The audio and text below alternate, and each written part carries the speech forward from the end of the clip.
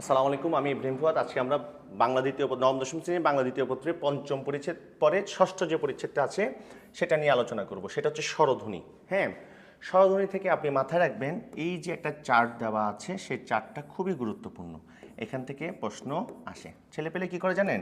একটুক মুখস্থ করে ফেলে। এই চার্টটার বর্ণনা হচ্ছে যে এখানে দেওয়া আছে, এই চারটার বর্ণনা নিচে দেওয়া আছে। আমরা নিচের বর্ণনাটা খুব সহজে মনে রাখতে পারবো যদি আমি এই চারটা কি করতে পারি, মুখস্থ না করে সহজে মনে রাখতে পারি। খেয়াল করেন, প্রথমে হচ্ছে জীবের উচ্চতা, জীবের অবস্থান, ঠোঁটের উন্মুক্তি। এখানে ওপরে রোতের তিনটা পার্ট আছে। একটা হচ্ছে যে জীবের উচ্চতা, জীবের অবস্থান, ঠোঁটের উন্মুক্তি। খেয়াল করেন, উচ্চতা যখন আমি পড়ব তখন চারটা কলাম থাকবে। একটা হচ্ছে উচ্চ, আর একটা হচ্ছে উচ্চ মধ্য, আর একটা হচ্ছে নিম্ন, আর একটা হচ্ছে নিম্ন মধ্য, এরপর নিম্ন। এটা মনে রাখার জন্য প্রথমে হচ্ছে যে এখানে চারটা, তো 1 2 3 4। এই চারটা মনে রাখার জন্য প্রথমে আমি কি করব, উচ্চ লিখে ফেলবো।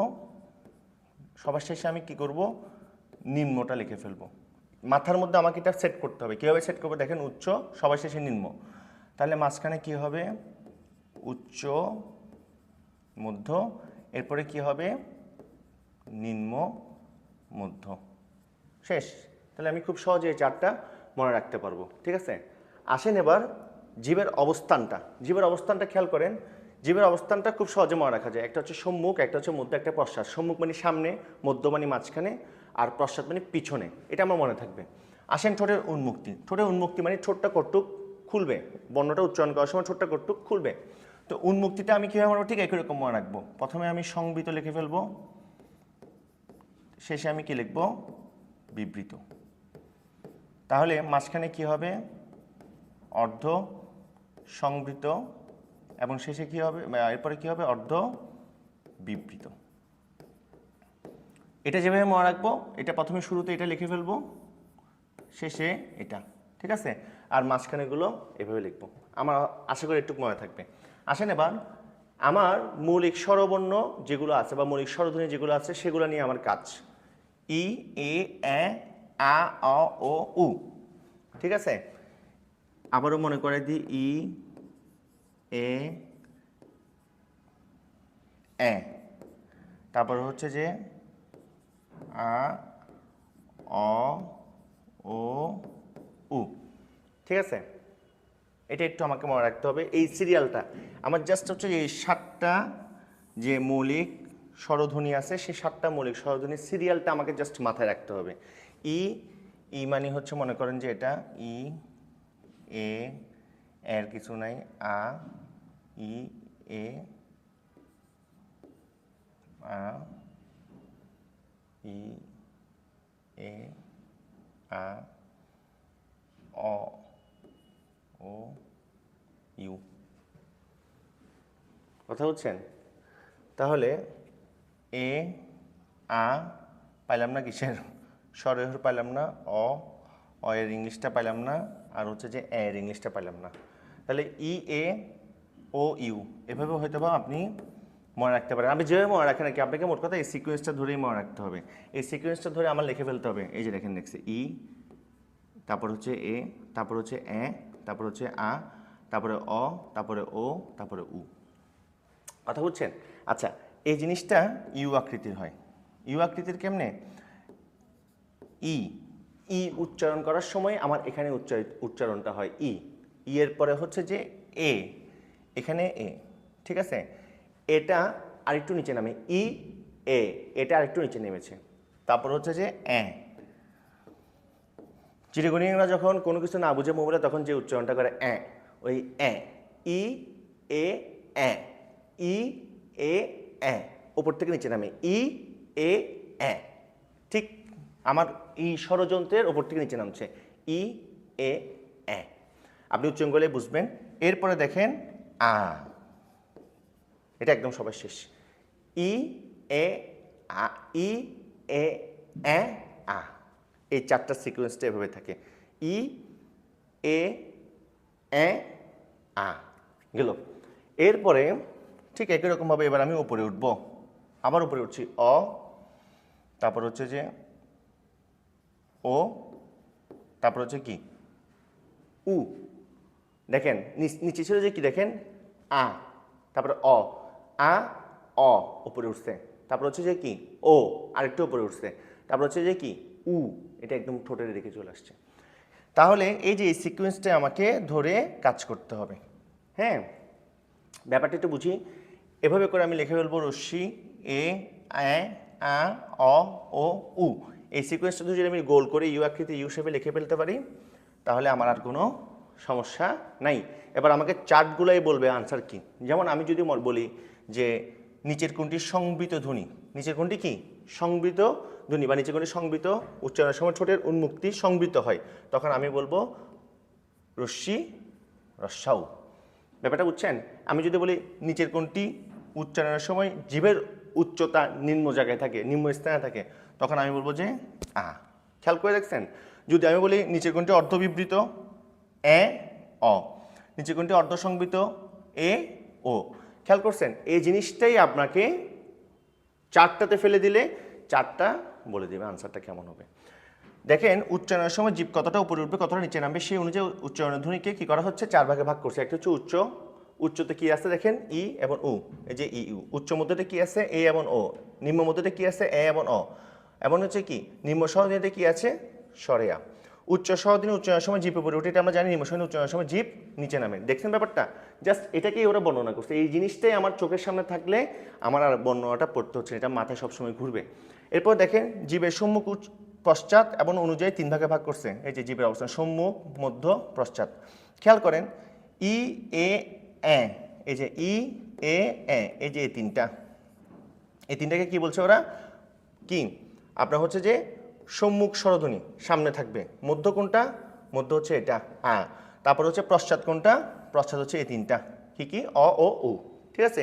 এই সম্মুখ স্বরধ্বনি মানে জীব সামনের দিকে উঁচু হবে নিচু হবে, পশ্চাৎ স্বরধ্বনি মানে কি হবে পিছনের দিকে উঁচু নিচু হবে। কথা বুঝতে পারছি? তাহলে আমরা এটাও বুঝলাম।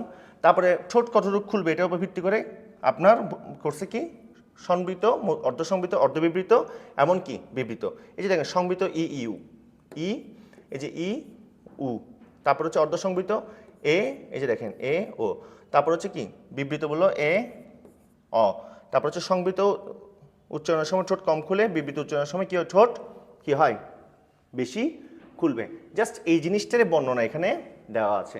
তাহলে আমি মনে রাখবো কীভাবে? মনে রাখবো যে উচ্চ নিম্ন লিখে ফেলবো, উচ্চ নিম্ন লিখে ফেলার পরে বাকিগুলো উচ্চ মধ্যে নিম্নলিখিত হবে, সংবৃত বিবৃত লিখে ফেলবো, মাঝখানেগুলো অর্ধসংবৃত অর্ধবিবৃত হবে। আর হচ্ছে যে এই যে ই এ আ অ ও উ, এভাবে করে মাথায় রাখবো সিকোয়েন্সটা। জাস্ট এভাবে করে ইউ আকৃতিতে এই জিনিসগুলো আমি শেপে তিনটা মাঝখানে একটা সাতটা বসিয়ে ফেলবো, বাকিটা আমার শেপটাই আনসার বলে দিবে। তারপরে আসেন অনুনাসিক বর্ণ।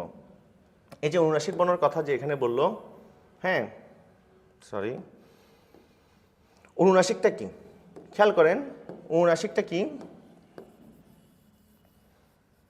অনুনাসিকটা হচ্ছে যে আপনার মৌলিক স্বরগুলো উচ্চারণের সময় বায়ু কখনো মুখ দিয়ে বের হয়ে আসে, এই সময় তালু স্বাভাবিক অবস্থা থাকে, কিন্তু ধ্বনি উচ্চারণের সময় কিছু কিছু তালে খানিকটা নিচে নেমে এসে নাক বন্ধ হয়ে যায়। ব্যাপারটা বুঝেন? ব্যাপারটা হচ্ছে আমার সবসময় যে মুখ দিয়ে উচ্চারিত, আমি একটু ক্লিয়ার করি। ফুসফুস থেকে একটা বাতাস বের হয় মুখের সামনে যখন আমি ধ্বনি উচ্চারণ করি। হ্যাঁ, ধ্বনি উচ্চারণ করার সময় যে বাতাসটা মুখ দিয়ে বের হচ্ছে এটা স্বাভাবিক, কিন্তু কিছু কিছু ধ্বনি উচ্চারণের সময় আমার এই যে বাতাস বের হওয়ার জন্য মুখ দিয়ে যে বের হচ্ছে সে এটা ব্লক করে ফেলা হয়, এটা ব্লক হয়ে যায়, তখন বাতাসটা নাক দিয়ে বের হয়। নাক দিয়ে বের হওয়ার সময় আপনার নাসিক্য ধ্বনি হয়ে যায়। এই কথাটা এখানে বললো। আসেন পরে পৃষ্ঠায় যাই। নাসিক্য ধ্বনি দেখেন বের হয়, এর ফলে ধ্বনিগুলো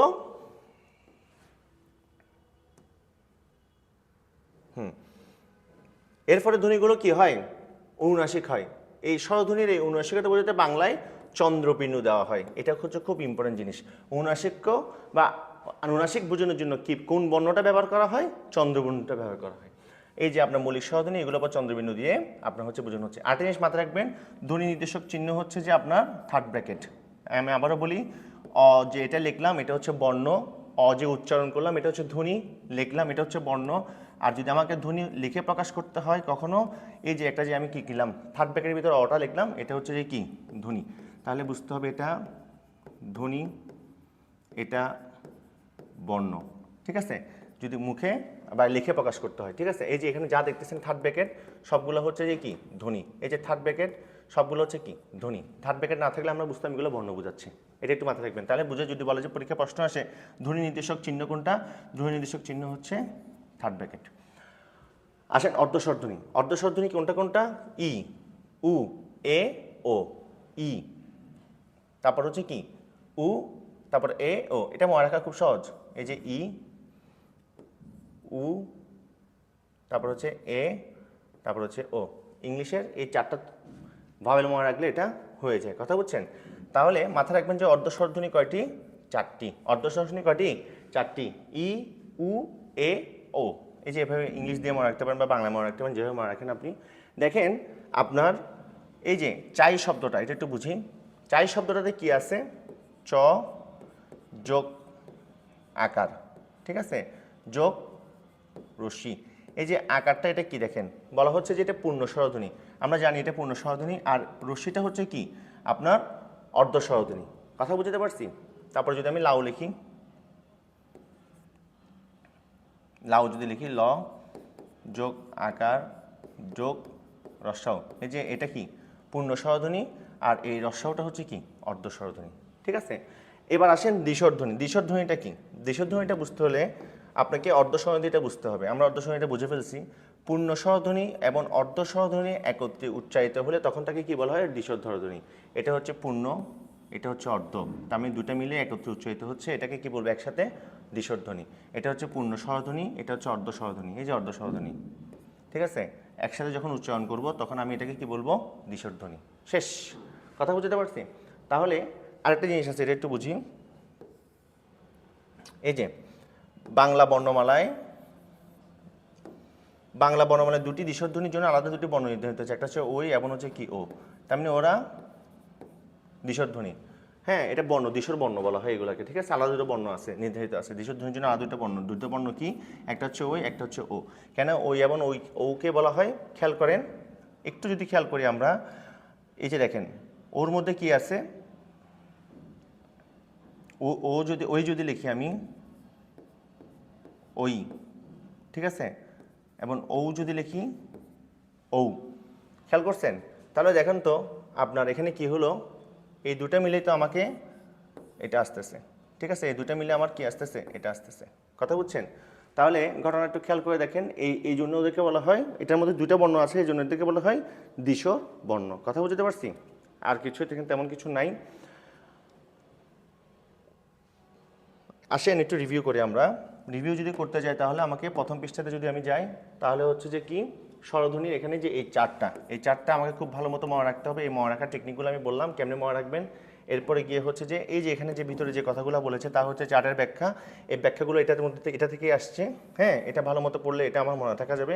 তারপর অনুনাসিক চন্দ্রবিন্দু দিয়ে উচ্চারিত হয়। হ্যাঁ, চন্দ্রবিন্দু থেকে অনুনাসিক বর্ণ বোঝানোর জন্য। তারপরে গিয়ে হচ্ছে অর্ধস্বরধ্বনি বোঝানোর জন্য আমি বলছি যে চারটা ইংলিশ লেটার মনে রাখবেন, vowel E, you, A, O.